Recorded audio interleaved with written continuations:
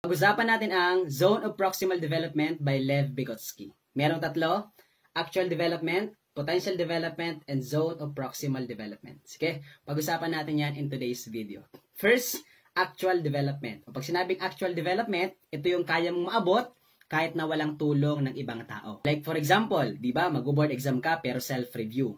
O kapag pumasa ka sa board exam na self-review, o yung rating mo doon, ang tawag doon ay actual development. Kasi nakuha mo yon na mag-isa ka lang.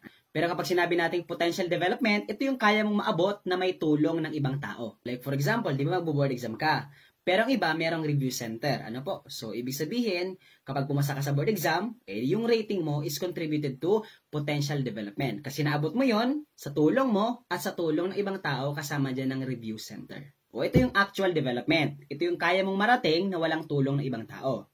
Samantalang ito naman yung potential development. Ito yung kaya mong marating sa tulong ng ibang tao.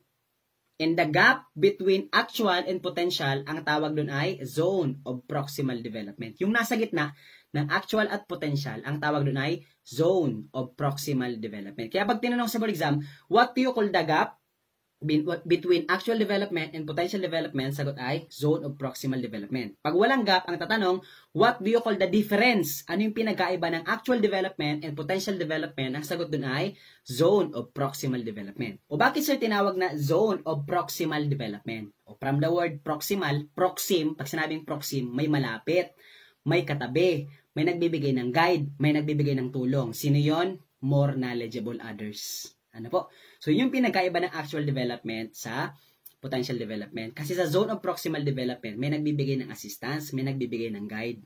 So, ibig sabihin, kaya nga siya tinawag na potential, kaya mong mapalabas ang full potential ng bata kapag may nagbibigay ng assistance. Ang tawag doon ay scaffolding. Ibig sabihin, during the journey, may nagbibigay ng assistance. Sino nagbibigay? The more knowledgeable others. Gets ba yung teachers? O, i-recap ko lang yung mga sinabi ko. Pag sinabi natin actual development, ito yun. Ito yung kaya mong marating na walang tulong ng ibang tao. Pero kapag sinabing potential development, ito naman yung kaya mong marating sa tulong ng ibang tao. Gets ba yun?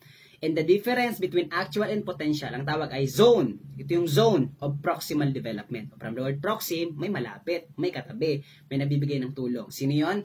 More knowledgeable others. Anong strategy? Scaffolding. Malinaw ba yung teachers? Yan po yung buong idea ng Zone of Proximal Development by Lev Vygotsky. Gets ba yung teachers? Yun lang muna.